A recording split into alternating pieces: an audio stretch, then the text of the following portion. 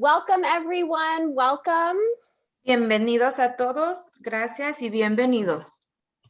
My name is Marina Gillmore and I am here on behalf of the Cambio Group. Yo soy Marina Gillmore y estamos aquí con la organización Cambio Group. And I am here with my colleague, dear friend, who is a mother, a grandmother, a great-grandmother, Ms. Betty Blaze. Y estamos haciendo la presentación con la señora, la felicitadora, a Betsy Blaze, es abuela, madre y excelente compañera. Gracias. Good afternoon. And today we're going to talk about how we can support our young people who are facing high levels of trauma. Y hoy tendremos una conversación para apoyar a los jóvenes que enfrentan altos niveles de trauma. And we know that on top of all of the trauma that young people can face just in life in general, y sabemos que el trauma que los jóvenes presentan es un nivel alto, that during the time of COVID, we need to be especially mindful of how we're supporting our young people. Especialmente en este tiempo con el problema del COVID, sabemos que presentan nuestros jóvenes traumas y queremos ser un apoyo para ellos. And so as we're engaging in this conversation, if you have any questions or comments at any time, you can type them into the chat. Bienvenidos y si tienen alguna pregunta o comentario, por favor, utilice el chat o levanten la mano en cualquier momento. Or if you want to say anything verbally, you can raise your hand or just unmute yourself. Y repito, si quiere hacerlo un comentario verbalmente, una pregunta, por favor, levante la mano. And so, as I said, my name is Dr. Marina Gillmore, and I'm here with Ms. Betty Blaze. I'm going to give Betty a minute to introduce herself. Y de nuevo, soy la señora Gillmore.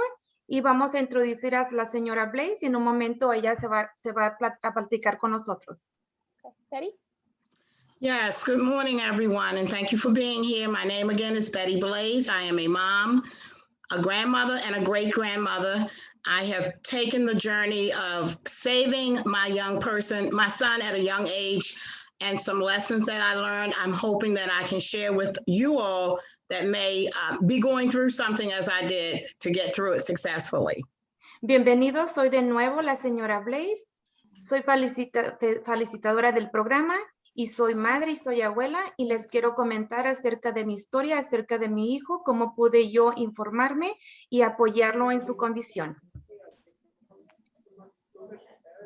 And as we get started today, we're going to invite you all to join in this conversation while keeping in mind a couple of things. Y como estamos ahorita recibiéndolos a todos, les queremos informar y presentar información que a todos ustedes que puede ser muy valioso. We want to extend and receive welcome and work to be present with each other as fully as possible. Queremos extender, recibir la bienvenida y estar presente completamente si es posible. And I think most importantly, be open to possibility. Y más importante, estar abierto a la nueva posibilidad. There was an author and a playwright, an activist who said that not everything that's faced can be changed, but nothing can be changed until it's faced. Vamos a tomar una cota de un inspirador, James Baldwin, que mencionó que no todo podemos encarar con un cambio, pero nada se encara sin un cambio verdadero. And so today we're going to talk about defining and recognizing signs of trauma, and then we're going to do a Q&A with Ms. Blaze. Hoy vamos a hablar entonces de las expectativas y cómo definir y reconocer los signos de trauma. And then after we talk with Ms. Blaze, we're going to talk about some strategies that you can use with your families or with your students. Después que la señora Blaze platique con nosotros, vamos a aprender de principios de trauma, información muy informativa y 6 pasos a responder a qué es lo que causa el trauma en nuestros jóvenes. And so when we're talking about trauma, we're talking about stress that overwhelms a person's ability to cope. Cuando hablamos de trauma, definimos, informamos y nos informamos cómo definir el trauma. And then trauma-informed care is how we ensure that our environments and experiences are welcoming, safe, and engaging for all young people. Para solucionar, informarnos acerca del trauma, deseamos que tengan una interacción verdadera basado en el conocimiento, el impacto del trauma que está en nuestro ambiente y las expectativas para recibirlo y encajar con nuestra comunidad y nuestros hijos, nuestros jóvenes.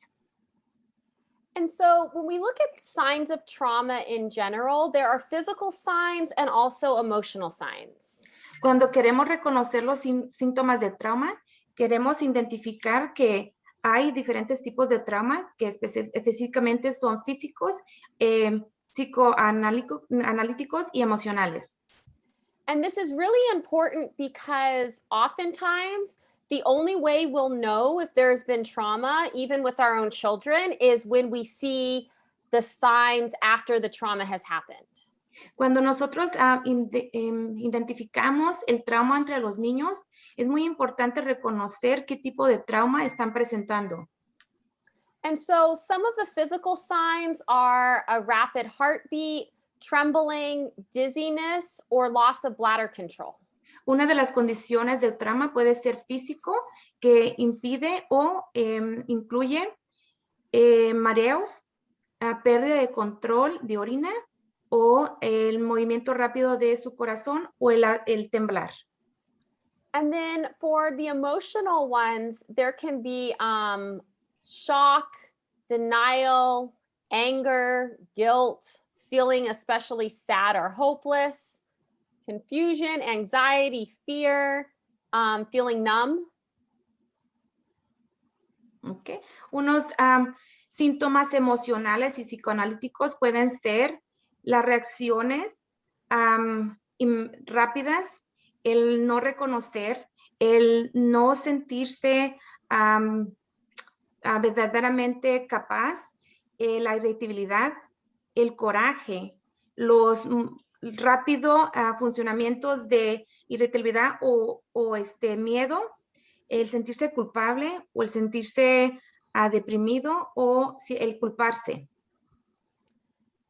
And in very young children, preschool age, there are also some specific signs to look for. En los pequeños también hay unas maneras de identificarlos porque ellos tienden a presentar este tipo de síntomas. I think a couple of the most telling signs are going to be the repetitive enactment of trauma themes in play. So when children are playing, they're playing out themes that have to do with trauma. Uno de los síntomas que pueden presentar los niños a la pequeña edad es el no conectarse en un ambiente de juego. They also really might show fearful avoidance of certain situations. También pueden presentar el tener miedo en reacciones o fobia en situaciones y reaccionar imperativamente. So for example, if the trauma happened at a family member's house, they might really start to cry or scream or really want to avoid going over to that family member's house if that's where the trauma happened. Cuando el niño está presentando, un niño de pequeña edad de la primaria, está presentando algún tipo de trauma es dentro de una familia, es muy posible que el niño se sienta a llorar y se separe del grupo. Or if the trauma happened at school, like let's say they're getting like very bullied at lunch, they might every day before lunch end up in the nurse's office with a stomach ache. Cuando los niños están presentando este trauma dentro del sistema escolar, el niño puede aparecer triste o puede llorar. And then for elementary age children, another thing to look for is if they really are having trouble concentrating or things that might look like ADD or ADHD, that often looks very much like trauma reactions. Volviendo al tema de los niños en la escuela primaria, también pueden presentar poca concentración o otros comportamientos comunes vistos con el ADD o ADHD.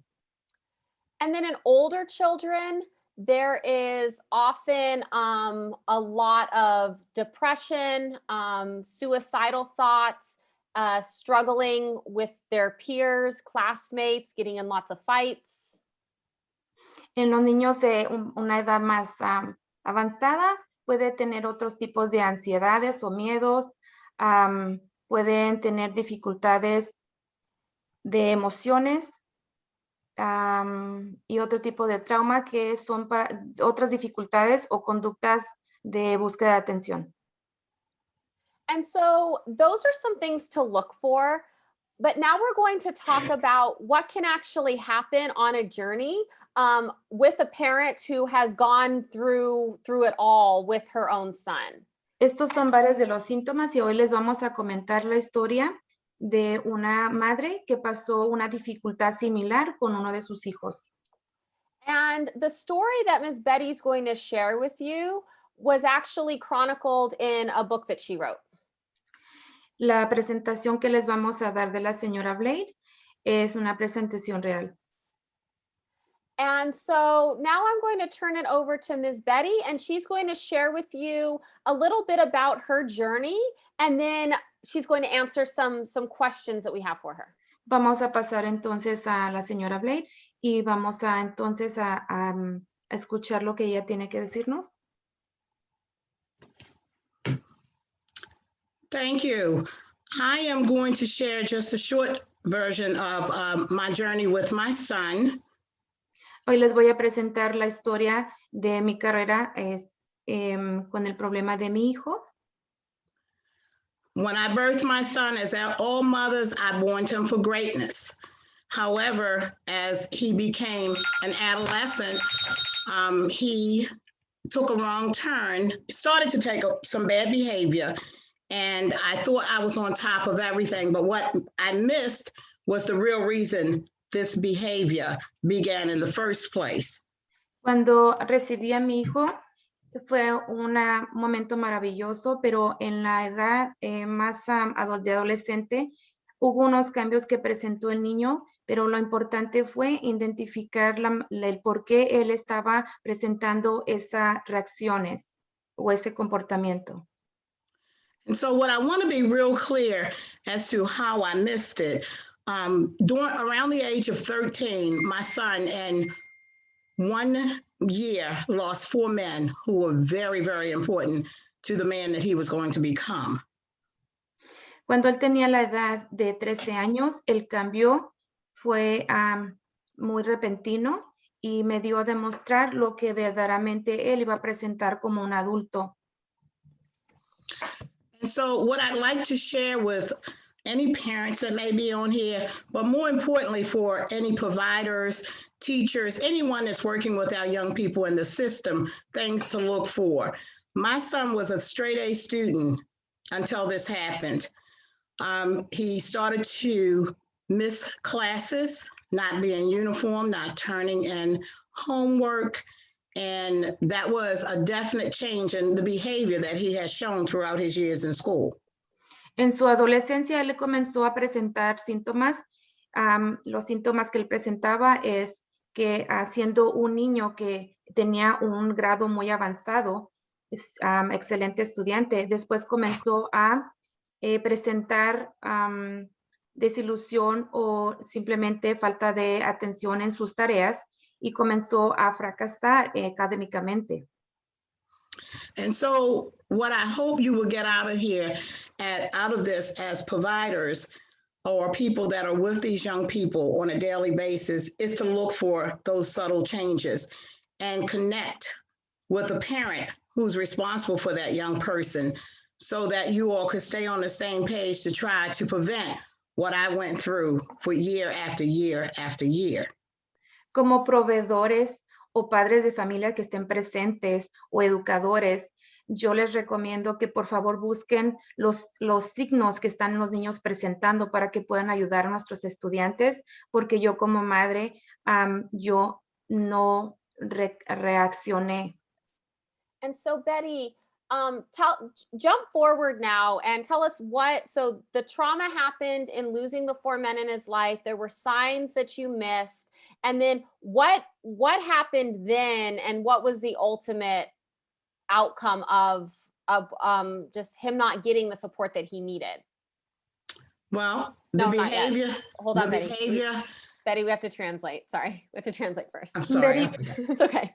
Por favor, explícanos lo que de la historia. Cuando tu hijo presentó el trauma después de haber perdido 4 hombres importantes en su vida, ¿qué fue los síntomas que presentó y cuál es su historia continuamente? And so what happened was the little things turned into bigger things, and it continued to be a snowball effect until finally he was of the age of 18 and things became more serious. Poco a poco el cambio fue inminente. Después de los 13 años que ella menciona, a los 16 años corrieron 3 años y el niño no fue mejorando, fue todo lo contrario. And so because I felt that I didn't have the support or I didn't have the team that had him most of the day to connect with me, to share these things until it was too late, it became a very serious matter. Porque no tuve el apoyo y entonces no pude conectar con su problema que él estaba presentando. And so what I like for everyone to understand is that there are mothers like me who are very willing to connect and share what's going on in the home so that we can work together to prevent some of the things that our young people are continuing to get in trouble with. Lo que me gusta que en nuestra comunidad hay madres como yo que están dispuestas a presentar el problema y a pedir la ayuda. And when you say, Betty, that things got very serious, walk us through what that actually meant. Y Betty, cuando estás hablando de que el problema se complicó y se puso más serio, por favor, explícanos un poquito más de la historia. Well, it initially started with not going to school daily as he was sent out the house to do. And then skipping school and then winding up in the hands of a police because he was on a stolen scooter and a stolen car, just places that he wasn't supposed to be. And I didn't know that he wasn't in school in a timely manner that I could interact and maybe change some of the behavior. Para comenzar, su problema comenzó no pensando asistir a la escuela, salirse del plantel escolar, fue atrapado por la policía porque comenzó con robos de materiales sencillos como primeramente un scooter y incrementó a robar coches. And so I believe if I had gotten a call to say, Terrence is not in class today, Miss Blaze, that I may have been able to stop some of the things that happened as we move forward. Como madre, si a mí me hayan presentado el problema y tuviera una llamada del sistema escolar diciendo que el niño no se estaba presentando a la escuela, entonces tal vez hubiera parado la situación más pronto. And so Terrence ended up serving 10 years, correct, Betty, in prison? 10 years in prison. Entonces tengo entendido que Terrence, su hijo, estuvo en prisión por 10 años. And before we get into the questions, though, share with us where Terrence is now.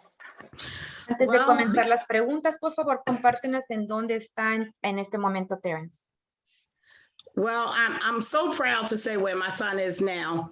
because he was raised to be who he is today. And none of the other things that he did matters except for me using it as a learning tool for other parents and for providers and for our young people. Terrence has been home for 8 years. He remarried his wife.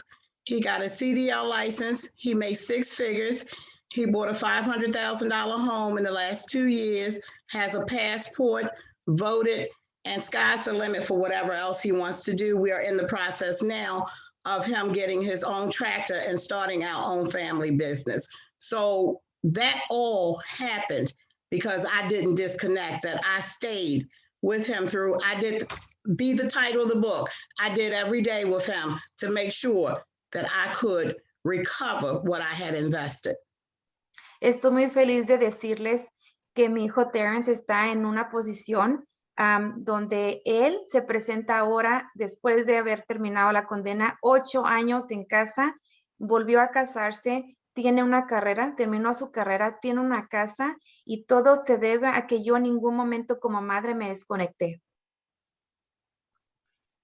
And so oftentimes I think there's this misconception that young people who face trauma are quote unquote high risk and show all of these signs. En un momento, por ejemplo, a muchas de las personas que presentan un trauma se les considera niños con problemas al riesgo alto. But in many ways, Terrence was not high risk except for the traumatic event itself. He came from a good home. His mother was very involved in school. He did well. And so when things started to change, they got missed because this big trauma of the 4 men dying in his life wasn't ever really addressed by anyone in the system. And Betty didn't know what questions to even ask. En la situación de Terrence, él nunca presentó a ser un joven de alto riesgo al comienzo. Fue evolucionando de una manera y parece ser que en el sistema él fue no reconocido con su problema. So, como madre, la señora Blaze no pudo identificarlo hasta a la edad más elevada del joven. And so, Betty, what other things did you do when Terrence was a young child to make sure that he had everything for him? Like, what else did you do? So, ¿qué fue como madre lo que hiciste para que tu hijo tuviera una educación o los principios o los valores a temprana edad? Como madre, ¿qué era lo que tú hacías? I did everything that I knew to do as a mother. My son went to private school. I worked very hard to provide that with his family support of our village. We all made sure that we could pay that tuition. He was an altar boy at church. He was very close to his other cousins. He's an only child. But I did everything that I knew to do as I was doing it. And he played every sport. He did everything that a young American young person should be doing in the time appropriate ages. Como madre, yo hice todo lo posible en su temprana edad. Incluso trabajé exhaustamente para que él tuviera una educación apropiada. Estuvo en escuelas privadas. Lo puse en todos los deportes posibles que él estaba interesado. So, como padre, yo me considero que hice un trabajo y me esforcé por él cuando era a temprana edad. And so what were some of the trauma warning signs, though, that you as a parent missed? So in the aftermath of these deaths, which was a major trauma, what did you miss? En la trayectoria del joven, ¿qué fue lo que tú perdiste o no identificaste del joven cuando comenzó a presentar los problemas del trauma? Well, one of the things that I missed because I was in my own way, was overcompensating for what I thought he was going through in the loss of these men who were his father, his father's father, which was his grandfather, my husband, who had been in his life since he was 4 years old, and then the last one was Big Dad, who was everybody's love. And so when that one happened, I overcompensated. I did things like make sure that he had the best tennis shoes. I just overcompensated. And while I was overcompensating, I missed what the real issue was. Como madre, después de que él perdió los 4 hombres muy importantes en su vida, yo compensé financieramente a mi hijo comprándole todo lo mejor. So, financieramente fue una compensación que él recibió de mi parte. And so aside from his grades starting to drop and then you found out later he wasn't going to all of his classes, what other behaviors did you start to see with him over the years? Because it wasn't all immediate. Some of the behaviors took years to really show. Como madre, cuando él comenzó a presentar los problemas, ¿qué fue, hablando de la educación, qué fue lo que tú hiciste para que, o que no hiciste en la forma de su educación? One of the biggest things was that Terrence was always very disciplined. So I worked at a hotel, so my hours vary. He was always in the care of either Gran, which was my mom, or on the days that I was going to get home a little bit early, I allowed him to come home. But I started to notice that he wasn't coming straight home. He wasn't doing homework. He wasn't where he said he was going to be. And I was, in my other life, probably was a detective because I could always go out and find him where he was. But what I missed was these were signs that were leading up to what was going to become a 10-year sentence.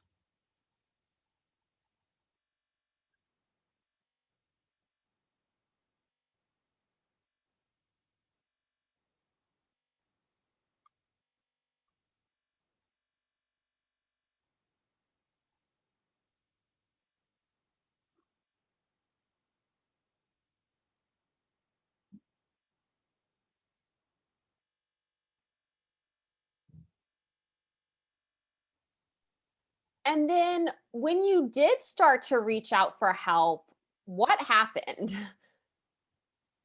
And what did you learn from that?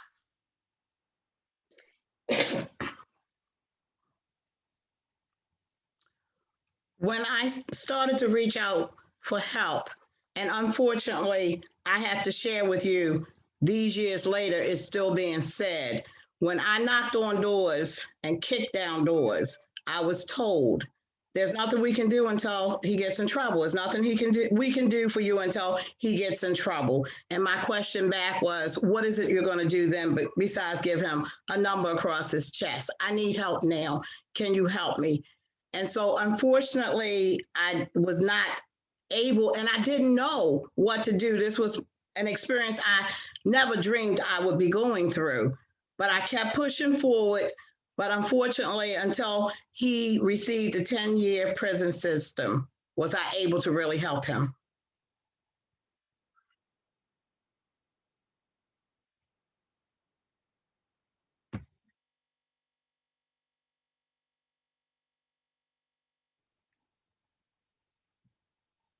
You're muted. You hit your mute button. Mari. Okay. Yes.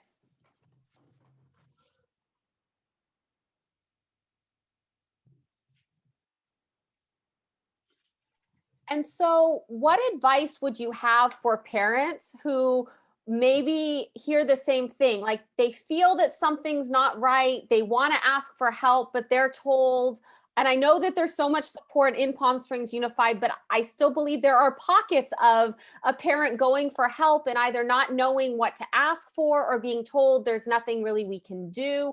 What advice would you have, like parent to parent, in that situation?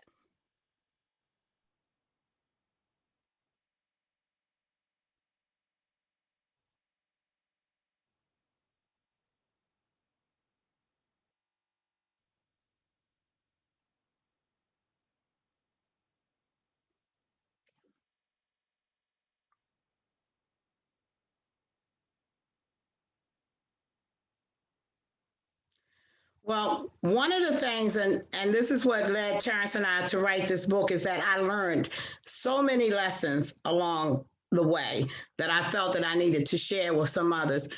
I would first tell a mom to never accept, this is not what I do, this is not my job, and leave it with a period. I will tell that parent to sit there, because if you're not in the right room, you're in the right building, and someone needs to help you. And so I would sit and I would kindly ask that person, if it's not you that can help me, can you please lead me to that person? And make sure that that person makes the phone call, that when you go to the next person, that is the person that can help you.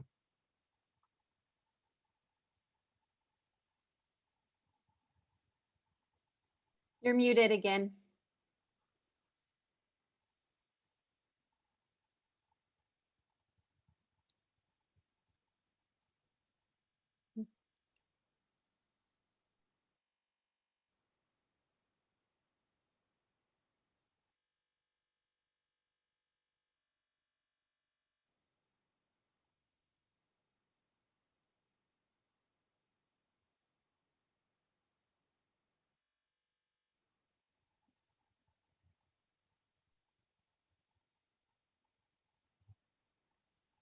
And then beyond just being insistent with support or insistent with requests, what other support as a parent did you really need that you never received?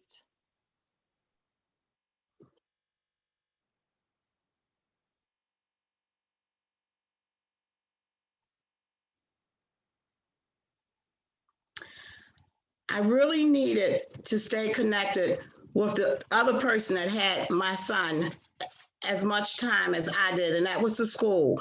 I really wanted to be connected so that my son knew that there was no disconnect between his school counselor, his school principal, his teacher, or anyone that he was involved with during the day. I wanted him to know that whatever happened in school, it was going to be shared with me at home, and vice versa. And so I just tell moms, and I say moms because it's mostly us, but for whomever is that responsible person, to stay connected. Stay connected with every person that is involved with your child. And let's try to share as much of our story as we can, so that maybe there's someone in the line, in that lineup, have some advice, or someone that somewhere they can send you, because as quiet as it's kept, there are some services that can provide us help. We just don't know where to find them.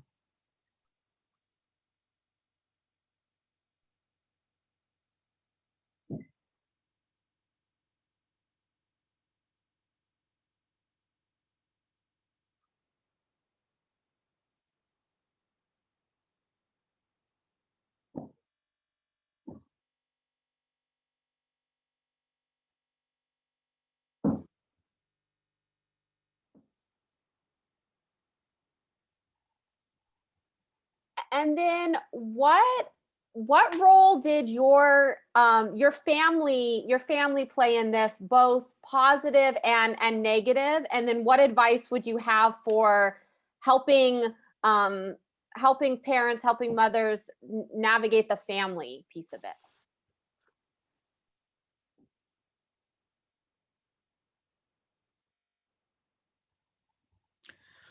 Well, I enlisted the people that I believed was there because they loved Terrence. And unfortunately, through my journey, I had to remove some people from what I called my team. And some of them were family members, because we had gotten past what Terrence had done. We had gotten past how long he was going to be gone, and we were moving forward to a better outcome. And so therefore, I could not have any naysayers in my circle. And so I tell mothers and the responsible person to pick a team, but just be careful, because everybody is not team players. And so I tell them, you need support. I needed support. God knows I needed somebody to lean on during my times of missing him, during my times of trying to figure out why this happened in my life and his life. And so I tell them to pick the people that are there for you, that love him like you love him, and are looking for that great outcome that you instilled in him from birth.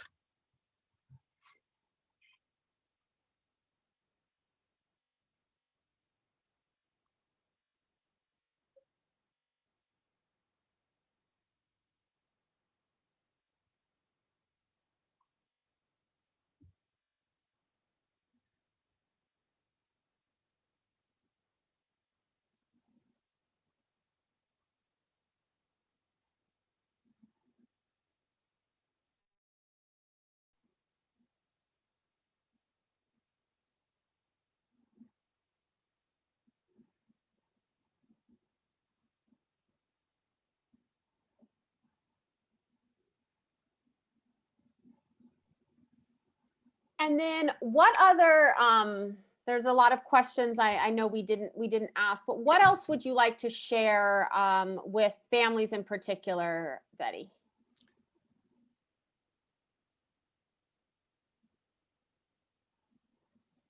What I'd like to say is that you born this child. You know what you have instilled in him.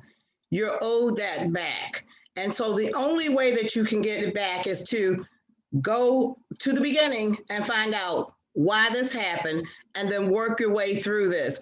I say this and people look at me strange. The 10 years that my son did incarcerated may have been the best 10 years of his life at that point. And so the lessons that what it did was made him realize that he was worth, because I would say to him every day, I'm gonna love you till you love yourself.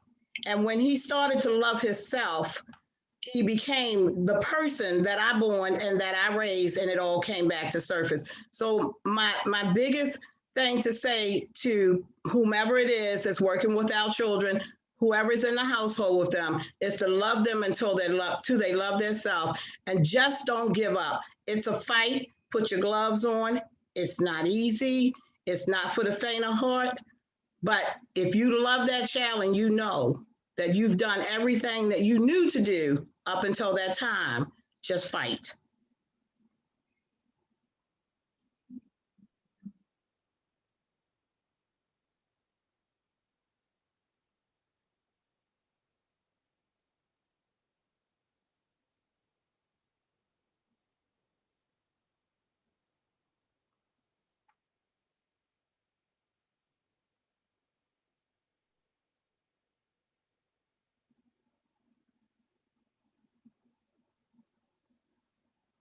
And so we have some more strategies to share with you, some specific strategies. But before we do, I want to see if anyone who is in the room have any questions for Ms. Betty.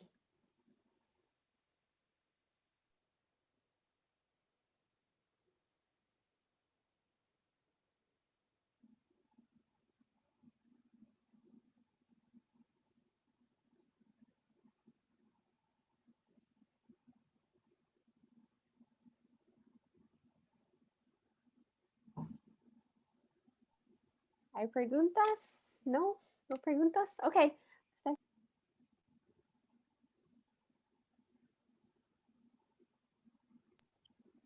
Okay, so some other strategies we wanted to share with you are definitely picking your team and who's going to help support you, and really looking at it as a team effort.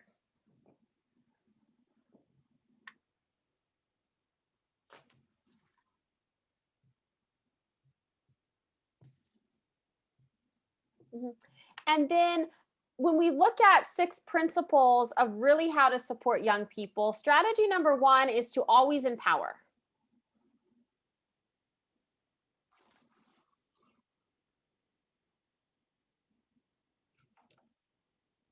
Because even when our students, or even when our young people, our children are struggling the most, there still are positive things that they're doing, that they're saying, that they're engaging in, that we need to lift up.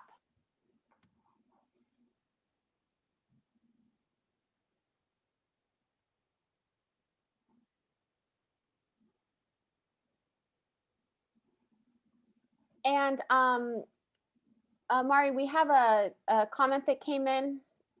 Do you see that comment?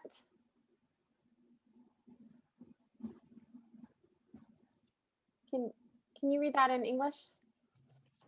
Yes, yes.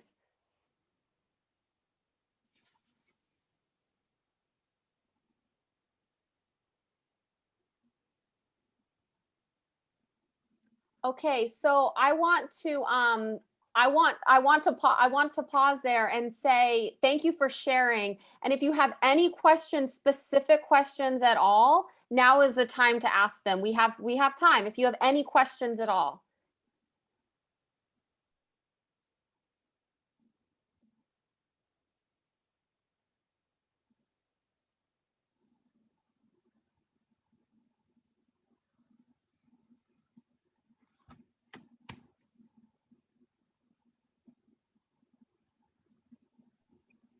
Okay, if there's no questions, Betty, do you have any direct advice to a mother who's currently going through what you went through? Well, my advice would to be is to go backwards and pinpoint when the problem started. And if you can,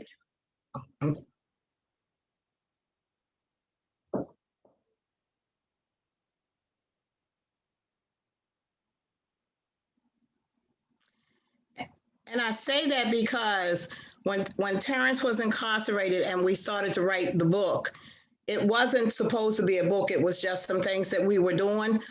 Dr. Gillmore made it be a book. But at any rate, I had, on his own, he decided to write his life backwards until he hit the wall where things changed in his life, where he became a different person in his life.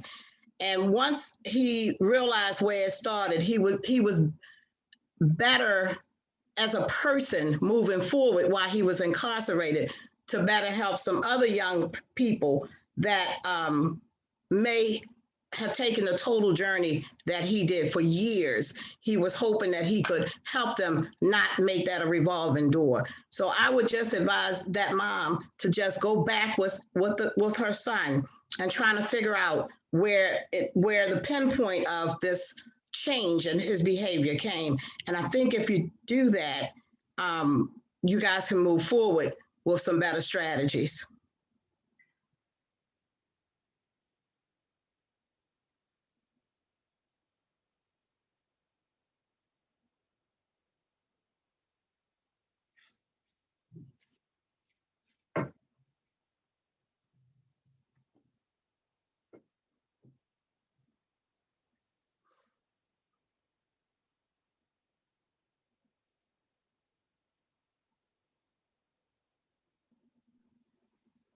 And the other thing that I would say is really, and I know Betty said this, but really look at and continue to seek out the resources because they're there. But oftentimes we don't know that they're there unless we ask. And sometimes we might have to ask and ask and ask and ask. Identificar el problema no es de hacer unas preguntas solamente, es siempre continuar preguntando y preguntando y preguntando. And I know that one of our moderators today, Ms. Perez, is the coordinator of mental health as well. And so, Ms. Perez, would you mind putting just your direct contact information into the chat in case anyone wants that as well? Y tenemos nuestra coordinadora aquí, la señora Pérez, que nos puede también solicitar, si nos puede solicitar su información para las preguntas del padre y facilitarle información a ellos. And so if we look at the strategies, number one, always empower. Number two, provide unconditional positive regard. Or if you're a parent, it's that unconditional love. El número uno es siempre recomendarles que se empoderen. Número dos es brindar consideración positiva y incondicional.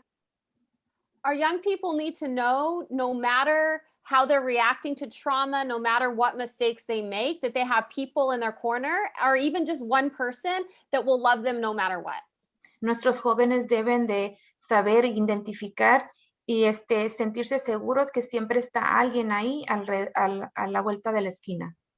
And so, Betty, what was one thing that you did with Terrence so that he knew that he was unconditionally loved? What was one actual action you took? Betty, ¿cuál fue tu acción como madre para darle a demostrar a tu hijo que tú estabas ahí incondicionalmente?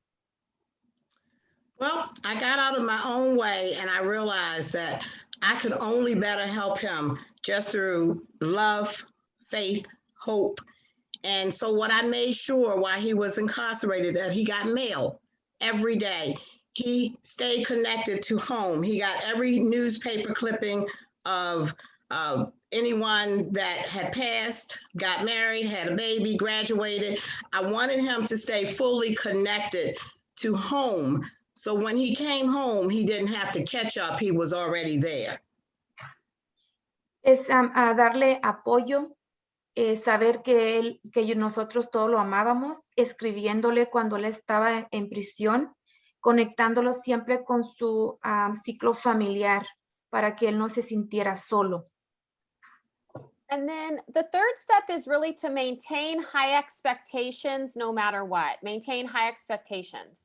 El paso o el principio número 3 es mantener siempre altas expectativas.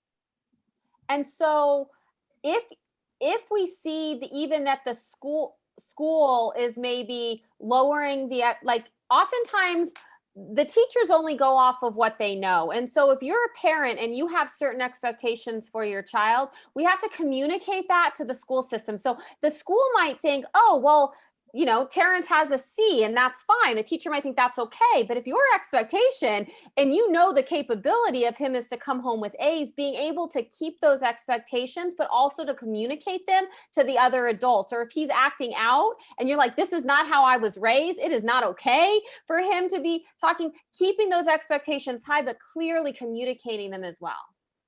Es muy importante como padre siempre mantener las altas expectativas de tus estudiantes. No, si tu hijo llega con un grado menor a la expectativa como madre que tú tienes, por ejemplo, una C, cuando el niño o tus expectativas han sido de A siempre, es simplemente comunicar y no desvalorarte, sino que hablar. Si tu expectativa es de una A, entonces hablar con ese profesor y siempre mantenerlas.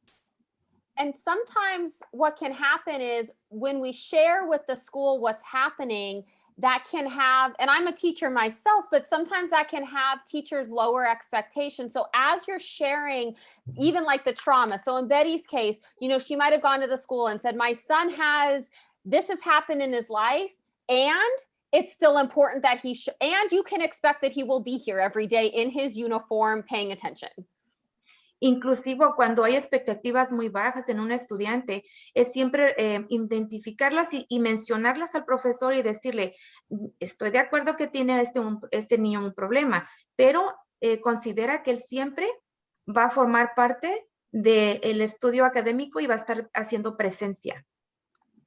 And number 4 is to really check assumptions and observe, pay attention to everything. If something doesn't feel right, if something seems out of the ordinary, don't just assume like, oh, well, they're just going through, or they're just acting like a teenager, or all kids are acting this way. Really observe and pay attention. And when you see the signs, don't miss the signs. Like the second you see the signs, that's when we need to ask for help.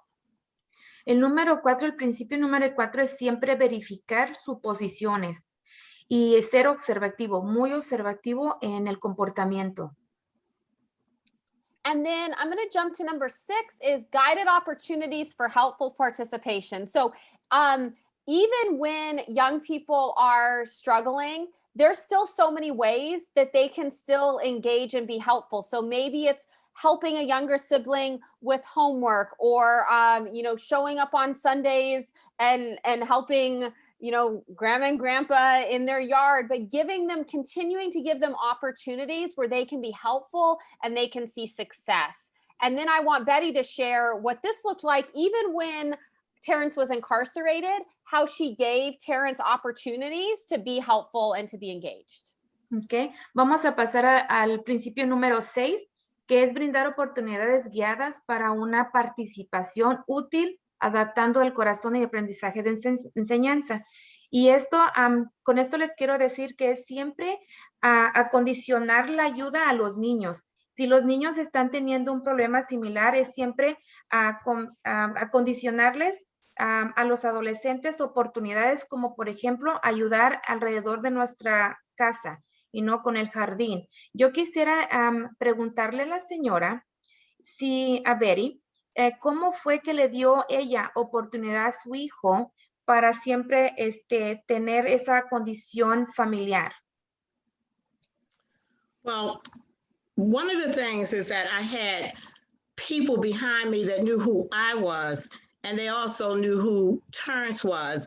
And one of those persons was your keynote speaker, Dr. Lamar Shields, who actually went to the facility where my son was and encouraged him to use his talent to help some other young boys who may not have been as fortunate as he was to have these kind of people in their lives.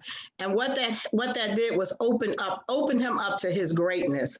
He finally did something and completed it. He took a course and he had a 3.79 GPA. And what that showed him was that, man, I'm better than anything I've displayed. He completed something, and now he was ready to just go forward and move forward. And that's what he did. And one of the things that I do say is that a lot of our young people never complete anything, and therefore they don't know what their worth is or even how valuable they are to themselves. So if we can get a young person to complete something and see what their worth is, we can definitely move forward to some more greatness for them. De nuevo, es simplemente agruparlos con personas calificadas y que les brindan apoyo. Yo tuve la oportunidad de agruparlo con personas que eran desvalidas y que no tenían oportunidades de eso. Le abrió los ojos a él y lo conmovió. Él estuvo en un momento que pudo llegar a una expectación de su GPA muy alto y completó su carrera que eso le dio a sí mismo su propio valor. And so as we close out today, the reason I brought Betty on, because I do a lot of training around trauma, and I could have come in with all the data and statistics and the resources. But the reason that I brought Betty on is because oftentimes so much of the conversation around trauma doesn't feel hopeful at all. Yo puedo presentarles, como presentadora, les puedo traer muchísima información en documentos, pero la razón que yo traje a la señora Blaze es para identificar el problema y hacerlo más personal. And so Betty's story is a story of hope, to say that when we don't give up on our young people, even when things might look really bleak, there is always the opportunity for a hopeful outcome. There is always the opportunity. And the last thing I'll share is the reason that it's so important that young people have adults who continue to believe in them is even when Betty wanted to write this book, Terrence said no. He was a grown adult. He was like, no, Mom, I don't want to do it. And Betty said, well, Dr. Gillmore and I are doing it anyway, so you can be involved or not. He said, no, I don't want to do it. And then when she started presenting in schools, and she leads workshops all over the country for parents and families, and she brought Terrence in, he said, no, I don't want to do that either. And now he does it right alongside her, and he loves it, and he gets so much out of it, and the young people get so much out of it because he directly mentors young people. But it really took Betty every step of the way, even as he is an adult now, to continue to believe in him until he believes in himself. Como madre, la señora nunca perdió la esperanza, y compartió, cuando ella quiso y decidió escribir el libro, él se negó, pero la insistencia de ella hizo que en su momento después se acoplara, y ahora los dos están caminando juntos, compartiendo su historia y compartiendo y ayudando basado en el libro a otras familias con situaciones similares.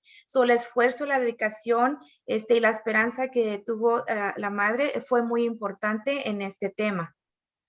And as we close out, I want to make sure that of all the information that's on the screen here, you especially have Betty's email, because Betty will respond to your emails. You could write her an email in Spanish. I'll teach her how to use Google Translate, but she is available as a resource, and she will talk to anyone who is, especially if you're going through the journey that she was on. And she's a treasure. and she will connect with you. And so please, if you're feeling like you're alone, even if there's all these resources out there, you might just need someone a little bit different to just kind of speak into you as you're going along this journey with a child who could be struggling. Les doy las gracias y antes de cerrar, yo quisiera decirles que no están solos, que está la información aquí presente en la pantalla. Si tienen preguntas o tienen alguna necesidad de algún recurso, no solamente estamos aquí, también está la información de la señora Betty y ella con mucho gusto también se puede tener la comunicación o interactuar con ustedes. Queremos decirles que no están solos. Y como padres es siempre buscar la ayuda, que estamos aquí siempre profesionales esperando en ayudarla a toda la comunidad. So thank you all. And now we will turn it back over to our hosts to tell you what to do now. Y ahora vamos entonces a cambiar la pantalla a nuestra invitada, la señora Xochitl Pérez. So in the chat, if you don't mind completing our feedback or survey for today's presentation before you go to your next one. So le vamos a pedir que en el chat busquen el enlace para hacer nuestra encuesta. Si por favor nos pueden acompañar y ya les proporcionamos el enlace. Si por favor lo pueden llenar. Also, I want to say thank you to Dr. Gillmore and especially to Ms. Blaze for sharing her incredible story. I mean, I really want to thank you. That takes a lot of courage. And now I was adding the book to my book list. I got to read the book. So thank you so much. Les So quiero that dar ends las this gracias. So that ends this session, and then you can go to your next session. I think some people have already joined us for the next session. Y a nuestra facilitadora, la señora Blaze, por estar aquí y compartir con nosotros. Llenando la encuesta, entonces termina la clase. And Madi, it looks like the interpretation is now on. Yes.